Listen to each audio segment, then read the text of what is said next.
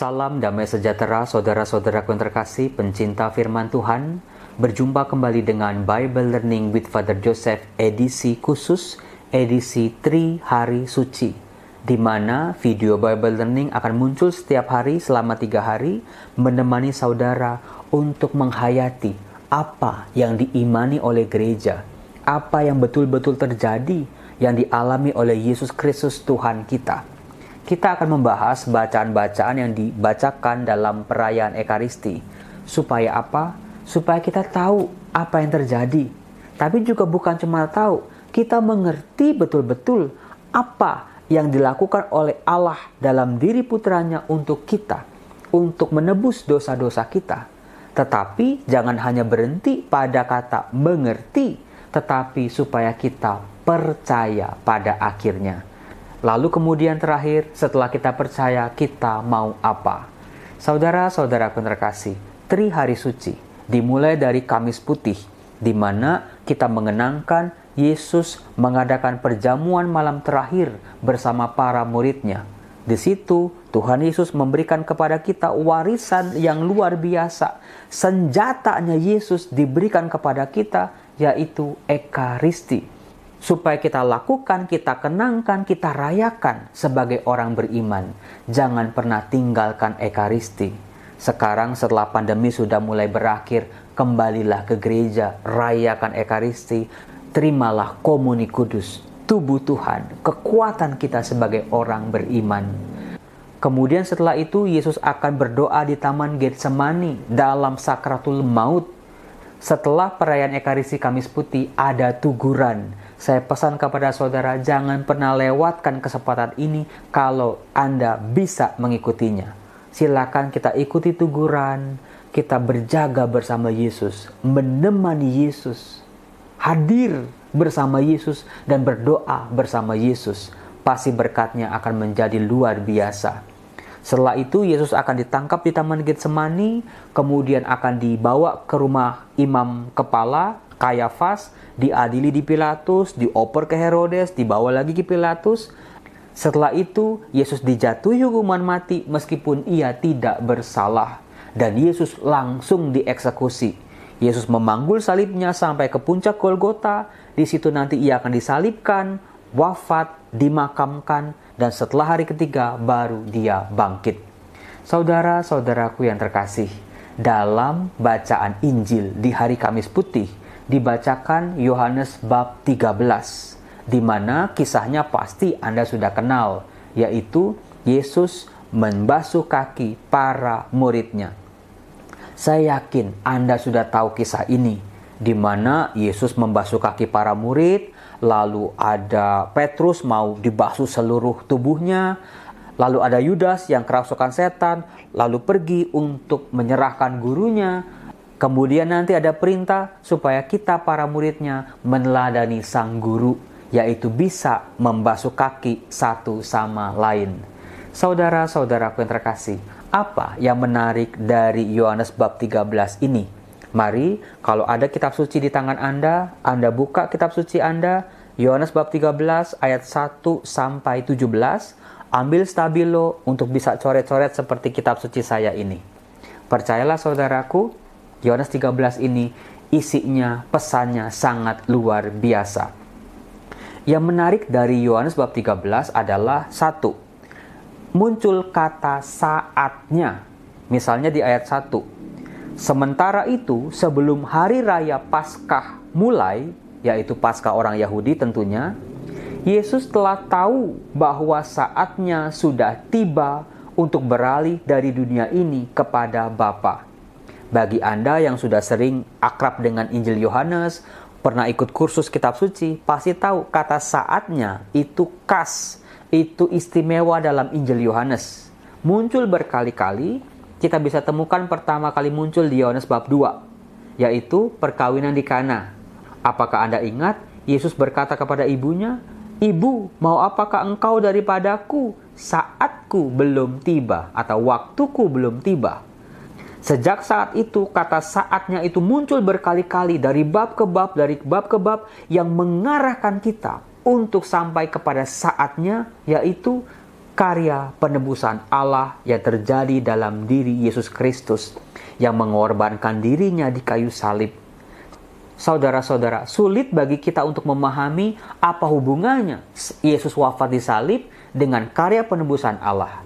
Kita akan terbantu dengan kisah-kisah perjanjian lama, di mana untuk menebus dosa-dosa umat manusia, para imam menyembelih kambing atau domba, darahnya tercurah di atas altar. Nah, dalam karya Yesus tidak lagi menggunakan kambing atau domba, tetapi diri Yesus sendiri. Di atas salib, Yesus seperti domba yang akan disembelih. Dan betul darahnya tercurah dari atas salib. Itulah altar tempat terjadinya karya penebusan yang sesungguhnya, yang sifatnya kekal satu kali untuk selama-lamanya. Nah, di ayat 1 tadi dikatakan saatnya sudah tiba. Inilah waktunya buat Yesus untuk melakukan karya penebusan itu. Nah, di Yohanes bab 13, selain kata saatnya muncul, yang menarik juga adalah digunakan kata tahu muncul berkali-kali. Silakan Anda cari di dalam kitab suci Anda. Kata tahu muncul berkali-kali dalam Yohanes bab 13. Ada di ayat 1, Yesus tahu. Di ayat 3, Yesus tahu. Di ayat 11, Yesus tahu. Di ayat 18, Yesus tahu. Kata tahu. Apa yang diketahui oleh Yesus? Tadi di ayat 1, Yesus tahu saatnya. Di ayat 3, Yesus tahu Bapanya telah menyerahkan segala sesuatu kepadanya, dan bahwa ia datang dari Allah dan kembali kepada Allah. Yesus tahu misinya. Yesus tahu perutusannya. Di ayat 11, ia tahu siapa yang akan menyerahkan dia. Oh, berarti Yesus tahu bahwa dirinya akan diserahkan kepada para lawannya, di mana kuasa kejahatan bekerja dalam diri mereka. Sementara di ayat 18 dikatakan, aku tahu siapa yang telah kupilih. Tetapi haruslah genap nas ini, orang yang makan rotiku telah mengangkat tumitnya terhadap aku. Yesus tahu ternyata yang menyerahkan dia bukan dari orang-orang luar, tetapi dari orang dalam, yaitu muridnya sendiri yang makan bersama-sama dengan dia. Tetapi saudaraku, yang lebih menarik lagi, bukan hanya digarisbawahi Yesus tahu gitu ya. Tapi kita lihat di ayat 17. Yesus berkata kepada para muridnya, termasuk juga kepada kita, jikalau kamu tahu semua ini, maka berbahagialah kamu jika kamu melakukannya. Nah, menariknya di sini Yesus mengajak kita juga untuk tahu. Tapi nanti dulu, jangan hanya puas dengan tahu saja. Oh, tahu Romo Yesus wafat, tahu Yesus mengadakan perjamuan malam terakhir, tahu Yesus dikhianati, tahu Yesus disalib, tahu Yesus wafat dan bangkit. Jangan cuma berhenti dengan kata tahu. Karena apa? Di ayat 12 digunakan kata lain untuk memperdalam selain kata tahu. Tahu dengan kepala, dengan pikiran. Dikatakan, mengertikah kamu apa yang telah kuperbuat kepadamu? Jadi di sini pertama kita diajak untuk tahu. Tahu banyak hal, tahu informasi. Tapi juga karya penebusan Yesus juga harus kita mengerti. Mengerti itu pakai hati, pakai seluruh diri, jangan hanya pakai kepala.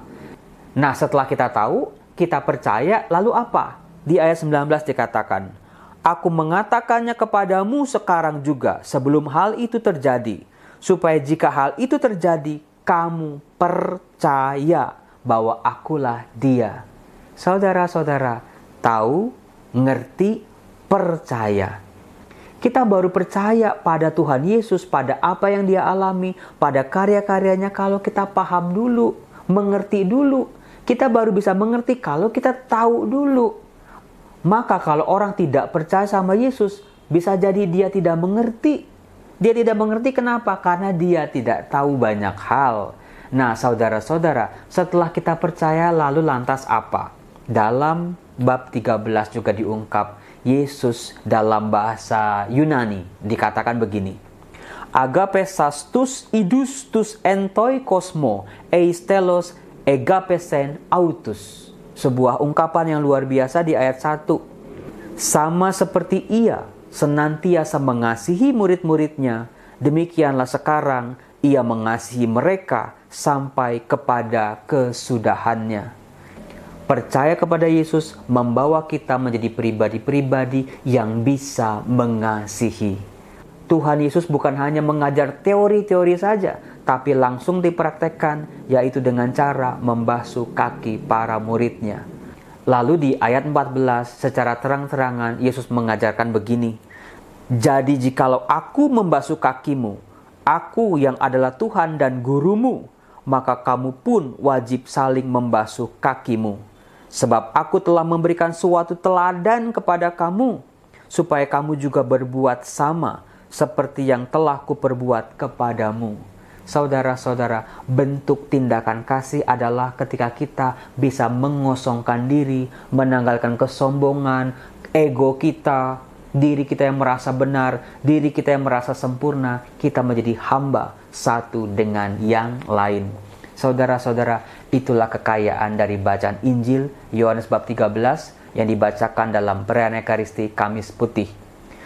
Sebagai PR untuk Anda dari saya, untuk video berikutnya, saya bertanya kepada Anda, siapa tokoh-tokoh dalam kitab suci yang merasa paling sedih, paling kehilangan, paling hancur? Silakan tulis di kolom komen ya. Anda akan menemukan jawabannya dalam video saya besok hari. Ya Bapa, berkatilah kami anak-anak-Mu dengan rahmat istimewa.